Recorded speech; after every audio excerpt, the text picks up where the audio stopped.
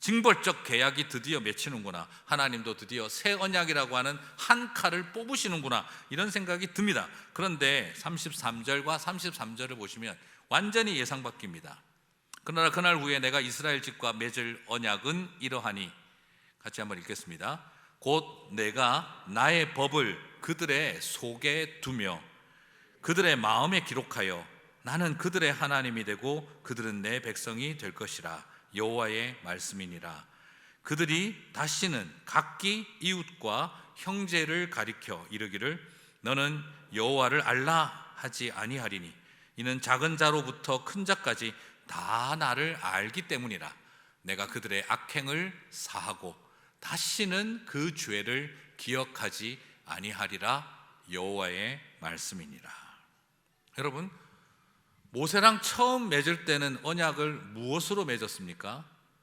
돌판에 새겨 가지고 주셨지요. 그런데 그때 같이 하지 않을 거라는 거예요. 이제는 어떻게 한다고요? 우리의 속마음에다가 새겨주겠다라고 하는 겁니다. 눈에 보이는 거, 이런 거, 율법 조약 이런 거 중요하지 않다. 네 마음의 법을 만들어 주겠다. 그리고 그런 거 주시면서 율법을 지키고 하나님을 똑바로 알고 앞으로 하루에 3시간씩 성경 읽고 신학적인 공부하고 하나님에 대해서 똑바로 알아, 이런 이야기를 하지 않으세요. 더 이상 너희들이 하나님을 알라 할 필요가 없게 내가 할게. 큰 자부터 어린아이까지 이미 다 나를 풍성히 알도록 하마. 그리고 하시는 말씀이 뭡니까? 너희들이 죄를 다 사하고 다시는 너희의 죄를 기억도 하지 않겠다라고 하시는 거예요. 이거 완전히 무슨 약속입니까 이게? 배신에도 불구하고 징벌적인 언약을 맺고 계신 게 아니라 화도 내지 않고 오롯이 더 큰 사랑과 은혜를 베풀겠다고 약속하고 있는 겁니다. 그리고 여전히 나는 너의 하나님이 되고 너는 내 백성이 되리라고 약속하고 있어요. 이거 보고 있으면요, 자식 버리지 못하는 엄마의 모습을 그대로 보는 것 같아요. 어떤 일이 있어도 제가 좀 하나님 말리고 싶어요. 주님 좀 하고 싶어요. 이게 지금 뭡니까 이게? 유대인들 이러면은 유대인들 저 못된 버르장머리 절대 못 고칩니다. 그런데 하나님은 이렇게 지금 당신의 나라 말아먹고 성전 저 모양 저 꼴로 만들어 놓고 이런 이스라엘과 유대를 향해서 나는 너희들의 하나님이 되고 너는 여전히 나의 첫사랑이고 나는 너의 여전히 첫사랑이 되어줄게. 이 지금 뭐 하시는 겁니까? 하는 생각이 들 판인 거죠. 새 언약은 이제 그냥 쇠에다가 파가지고 금칠해가지고 눈에 보이도록 붙여놓고, 그리고 하나님을 아는데 하루에 3시간 이상 네가 기도하고 말씀 안 보면 넌 이제 안 되고, 그리고 모든 악행에 대해서 내가 일벌백계 알 것이니 나는 네가 지난 여름에 한 일을 다 알고 있다. 한 번만 더 걸려라. 이제 너 발에 전자팔찌 채워놨고 GPS 붙여놨으니까 교회, 집, 직장 그 외에 다니기만 해봐라. 너 지금 집행유예 기간이야. 지금 이렇게 하셔도 될 판에 주님은 말씀하신 겁니다. 네 죄를 내가 다 사하고 기억조차 하지 않겠다라고 해버린 겁니다. 여러분, 이건 지금 하나님이, 죄송합니다 표현이 거친데, 사랑에 미치신 거예요. 말 그대로 내 새끼 위해서 모든 것을 내려놓는 어머니의 마음으로 지금 하나님이 함께하고 계십니다. 내가 다 지켜줄게. 알아요. 자기들이 말 안 듣고 끝까지 고집 피우다가 지금 망했습니다.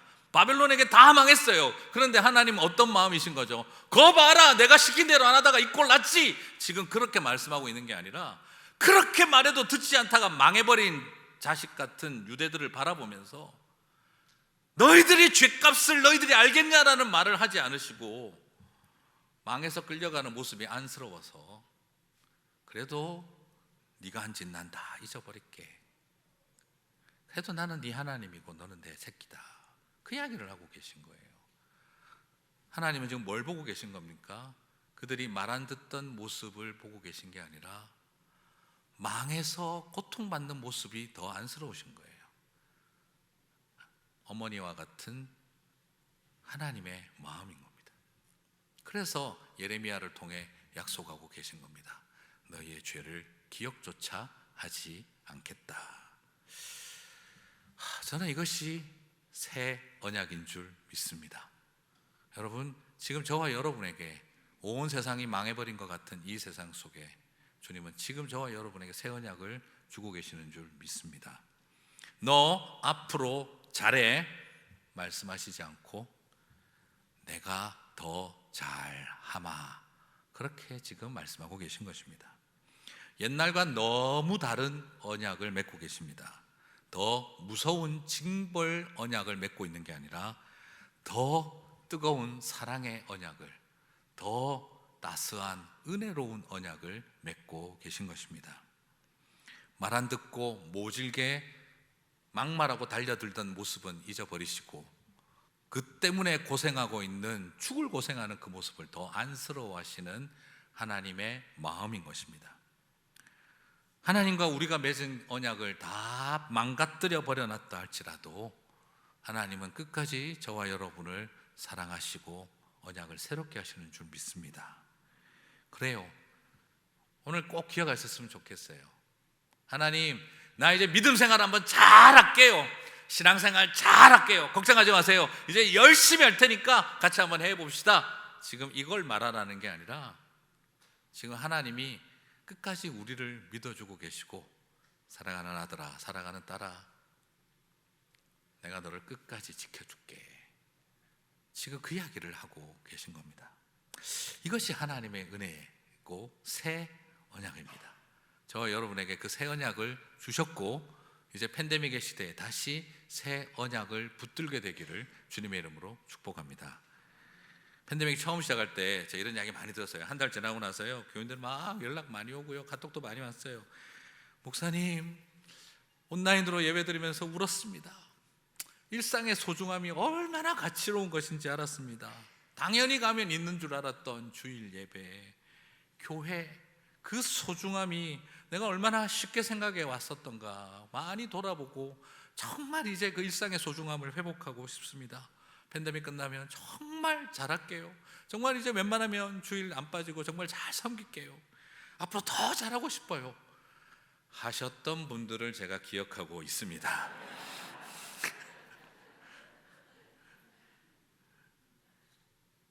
근데 팬데믹 한 2년 지나고 나니까 가끔이라도 와주시면 고맙다는 생각이 드는 분위기로 바뀌고 있는 현실도 알고 있습니다. 예수님 만나고 가졌던 첫사랑, 어느 틈에 현실의 무게가 우리를 자꾸 잃어버리게 만듭니다. 교회 처음 올 때 가지셨던 그 마음, 이제 이 교회가 마지막 교회가 되었으면 좋겠다 하는 마음으로 섬기셨던 그 첫사랑, 직분자로 임직받고 그리고 소그룹 리더로 여러 모양으로 섬길 때 그때 하나님 앞에 가졌던 언약과 약속, 현실이라고 하는 삶의 상황이 우리로 하여금 많은 걸 무뎌지게 하고 잃어버리게 만들었습니다. 그렇다고 한다면 지금 하나님은 어쩌면 징벌적 약속을 맺으려고 하실지 모르죠. 그런데 주님은 어떤 분이시라는 겁니까? 여전히 다 잊어버리겠다 하시며 징벌적 서약이 아니라 새로운 언약을 맺고 계신다는 거죠. 여기서 차이입니다. 담임 목사는 기억하고 있는데 하나님은 잊어버리신다는 거죠. 저도 잊어야겠죠. 카톡 다 지우도록 하겠습니다. 자, 이것이 우리가 가져야 될 하나의 하나님 주시는 마음이겠죠. 부끄러운 모습 때문에 때로는 우리 스스로가 하나님 앞에 서기가 힘듭니다. 긴장이 됩니다. 남편을 버린 아내와 같은 우리를 정말 첫사랑 때처럼 다시 어떻게 마주 볼 수 있겠나, 그 마음 때문에 사실은 하나님 앞에 나가기가 부담스럽기도 하고 부끄럽기도 하고 괜히 자존심 상하는 것 같기도 하고 여러 마음이 듭니다. 그러나 주님께서 하시는 것은 내가 한 짓을 기억하겠다가 아니라 너의 어떤 것도 기억하지 아니하시겠다 하는 새 언약을 주고 계신다는 거죠. 여러분, 사실 가장 여러분들도 이미 그 마음 아시잖아요. 아이들 키우면서 그 마음 아시지 않습니까? 여전히 방황하는 우리들의 자녀들과 그리고 길을 찾지 못하는 가족들, 여러분 진노의 불만 쌓여가는 것 같은데 하나님은 이미 아담과 하와 때부터 지금까지 새 언약을 계속 맺어 오셨다는 거죠. 성경의 역사는 뭐냐? 우리가 범죄하고 죄 지을 때마다 다시 살리는 새 언약이 갱신되어져 온 역사였다라고 생각하면 됩니다. 팬데믹 지나시고 계시면서 혹시 마음에 무너지시고 흔들리고 깨어져 버린 내 하나님과의 언약과 약속들, 주님께서는 기억도 안 하시고 우리들에게 새 언약으로 오게 하신다는 겁니다. 여러분, 내가 자꾸 부끄러운 기억 붙들고 그렇게 생각하면요, 옛 계명으로 삽니다. 내가 안에 부끄러운 기억들 자꾸 붙들고 있으면, 그래 나도 율법을 지키듯이 또 뭐도 해야 되고 뭐도 해야 되고 뭐도 해야지, 그러면은 내가 하나님 앞에 좀 떳떳하겠지. 그것은 새 계명이 아니라, 새 언약을 붙든 삶이 아니라 뭐죠? 여전히 옛 언약인 율법에 묶여서 살아가는 것과 아무런 차이가 없는 겁니다. 여러분, 그것이 하나님 앞에 떳떳하다고 생각하지 마세요. 죄짓고 부끄럽고 약속 깨뜨리고 살아온 내가 이젠 잘 알려면 이것도 하고 저것도 하고 요것도 하고 해야 하나님 앞에 부끄럽지 않고 떳떳하지, 그런 생각하지 마세요. 그게 옛 언약 속으로 들어가는 것입니다. 오히려 다 잊어버렸다고 하는데, 다 기억하지 않겠다고 하시는데, 하나님의 능력 중에 제일 큰 게 뭔지 아십니까? 모든 것을 아는 전지한 하나님이 모든 것을 모르기로 하는 무지한 하나님이 되기로 결단하는 일입니다. 뭐에 관해서는요, 당신의 사랑하는 아들과 딸을 향해서는요, 우리의 죄에 대해서는 하나님은 완벽하게 전지전능하신 분이 아니라 완벽하게 무지한 하나님이 되십니다. 사랑의 마음이 뺏겨서 무지를 선택하는 겁니다. 나는 너에 대해서 아는 게 하나도 없다, 네가 지은 죄에 대해서는. 그걸 결단하시는 분이 하나님의 능력입니다. 거기에서 왜 떳떳하려고 애쓰십니까? 그건 옛 계명을 붙든 삶인 겁니다. 새 언약에 붙으십시오. 믿음은 이처럼 새 언약의 은혜를 주시는 주님의 믿음입니다. 여러분, 이런 우리에게 그런 믿음을 주시는 것, 주님이 끝까지 믿어주시는 것, 이게 은혜입니다. 여러분, 사람들이 왜 기독교 신앙을 잘 안 믿는 줄 아세요? 너무 빡빡하고 까다로워서 못 믿는 게 아니고요, 너무 쉬워 보여서 안 믿는 겁니다. 너무 무서워서 못 믿는 게 아니라, 무섭지 않아서 안 믿는 겁니다. 못 믿는 게 아니라 은혜가 너무 넘치고 사랑이 너무 넘치고 너무 용서하시니까 언제든지 끝까지 기회가 있는 줄 알고 착각해서 안 믿는 겁니다. 이렇게 살았는데도 용서받고 사랑한다고 믿겨지지가 않아서 안 믿는 겁니다. 오늘 우리가 다시 기억해야 할 것은 새 언약을 지금도 주시는 주님의 믿음입니다. 그래서 여러분, 은혜가 뭔지 알고 나면은요, 주님 걱정하지 마세요, 제가 이제 잘 믿을게요, 나 이제 정말 신앙생활 잘할게요, 걱정하지 마세요, 이제 제가 이 교회에서 정말 최선을 다하겠습니다. 은혜가 뭔지 알면은요, 감히 함부로 그런 유치한 말들을 할 수가 없습니다. 정말 어디다 대고 네가 지금 그런 소리로 하나님 앞에 폼 잡니 하는 겁니다. 그냥 그 압도적인 은혜와 그 언약 앞에서 한번 잘 해볼게요 하는 말이 나오는 게 아니라, 내가 이 은혜를 알고도 이렇게 살면 마땅하지 않다, 그 은혜에 마땅히 살고 싶다는 말을 고백할 수는 있어도 하나님 앞에 멋지게 신앙생활 잘해보겠다고 큰 소리 칠 수는 없는 것입니다. 먹먹해서 말을 아끼게 되고 삶으로 사용하게 되는 것인 줄 믿습니다. 그러면 이것이 어떻게 되느냐? 실제로 왜 이게 그렇게 될 수밖에 없느냐? 이 새 언약은 누가 완성하셨을까요? 우리가 열심히 살아서 하는 게 아니에요. 새 언약을 누가 완성하셨을까요? 예수 그리스도께서 완성하셨습니다.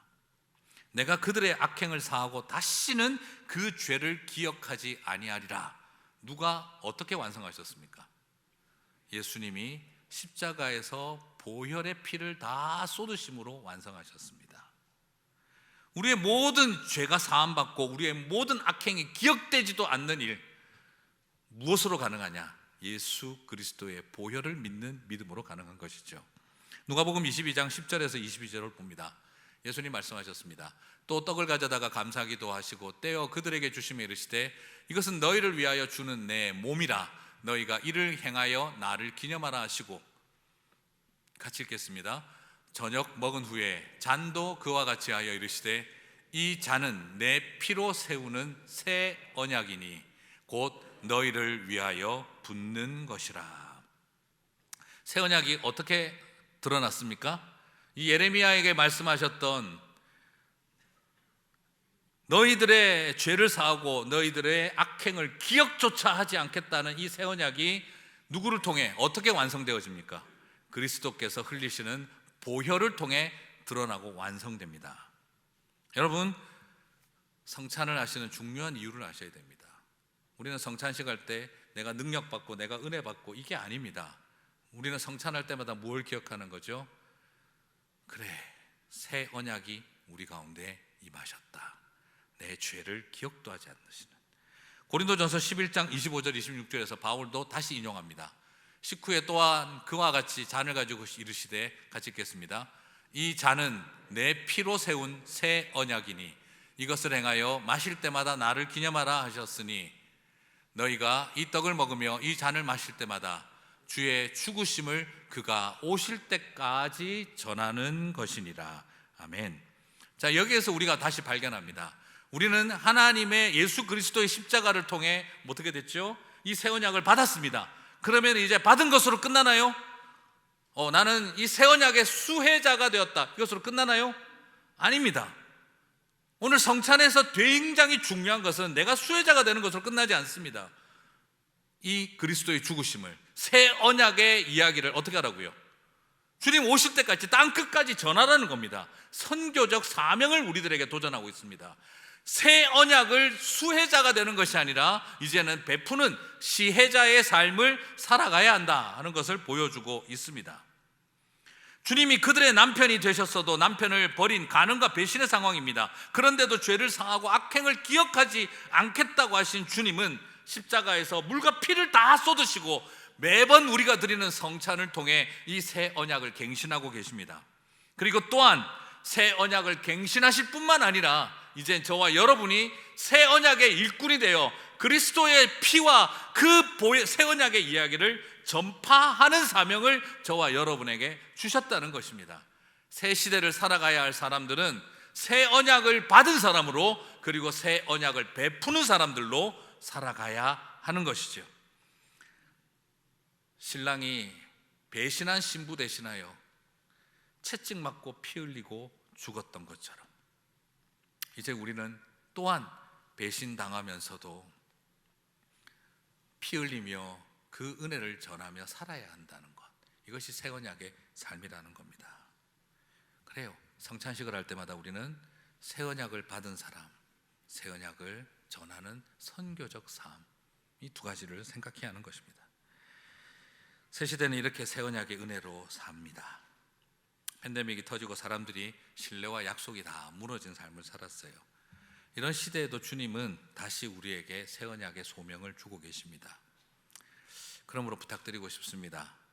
새 언약의 일꾼은 상대가 언약을 깨뜨리는 자리에서도 그 언약을 지키는 사람이 되어야 합니다. 새 언약의 일꾼은 상대가 배신하고 거절하는 자리에서 그 언약을 붙들고 사랑하고 용서하는 삶을 살아야 합니다.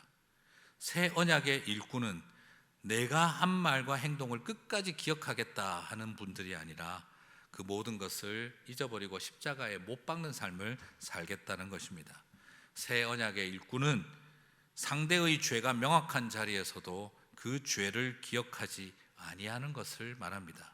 새 언약의 일꾼은 그들의 피를 흘리게 만드는 데 삶의 목적이 있는 것이 아니라 나의 희생을 통해 그들을 살리는 일이 목적이라는 것이죠. 중요한 건 기억해야 되는 겁니다. 우리는 이 땅에서 교회를 이루고 사람들과 함께 살아갈 때 사회적 관계를 이루고 있는가? 아니면 household of God, 나는 주님의 가정으로서의 관계를 맺고 있는가? 만약 우리의 관계가 사회적 관계라면 더 이상 맺을 언약도 없고 맺어도 징벌적 약속만 있겠지요. 그러나 우리가 한 형제와 자매와 한 아버지를 섬기는 자녀들이라고 한다면 우리는 이곳에서 새로 언약을 갱신하며 살아가게 되지 않겠습니까? 그 새 언약의 일꾼으로 이 세상을 바라보는 저와 여러분 되셨으면 좋겠습니다. 그렇습니다. 말씀을 마무리합니다. 새 언약을 맺는다는 것은 곧 새 관계를 새롭게 한다는 거죠. 그죠? 여러분, 관계는요, 관심을 먹고 자랍니다. 한번 관계 형성되면 관심을 안 줘도 끝까지 가던가요? 네, 집에 강아지 데리고 오셔가지고 관심 안 주는데 그 집이 우리 집 개일까요? 아니면 지나가는 강아지일까요? 아무 차이가 없습니다. 관심을 줘야 관계가 형성됩니다. 결혼하고 나서 남편에게 관심을 한 번도 안 주셨는데 잘 유지되시던가요? 네, 관심을 줘도 안 되는데 지금 안 주는데 관계가 유지가 될까요? 안 됩니다. 관계라고 하는 것은 한 번 준 관심이 원자력처럼 영원히 돌아가는 자동시계 같은 게 아닙니다. 작은 관심과 사랑, 그리고 용서와 품어줌, 그 과정이 계속한 관심이 없으면 멈춰버리는 수동시계입니다. 관심이 없어지면 관계는 없어지고요, 관심이 없어지면 관계는 없어지고, 관계가 있던 자리에 경계가 생깁니다. 그리고 그 경계에는 담이 생기고, 그리고 그 경계에는 철조망이 생기겠죠. 사랑하는 성도 여러분, 저와 여러분 안에 새 언약을 통한 새로운 관계를 만들어가는 일은 관심을 통해 자란다고 생각합니다. 여러분, 좋은 관계라는 게 뭐겠습니까? 어떻게 하면 좋은 관계가 만들어질까요? 좋은 사람들이 좋은 일로 만나면 좋은 관계가 될 거라고 생각하기도 하죠. 그런데 꼭 그렇습니까? 네. 사랑하는 사람과 만나서 사랑하는 관계를 만들었는데 끔찍한 관계가 되죠. 네. 결혼이 장난이니 하고 결혼했다가 결혼이 장난이네가 되는 경우가 있죠. 아무리 좋아하는 사람, 좋은 사람도요, 좋은 사람이라고 해서 나쁜 관계 안 만드는 거 아닙니다. 아픈 관계 만들어 갑니다. 그러면 어떻게 하면 좋은 관계를 유지하고 있었을까요? 여러분에게 좋은 관계에 있는 사람을 한번 생각 한번 해보시겠습니까?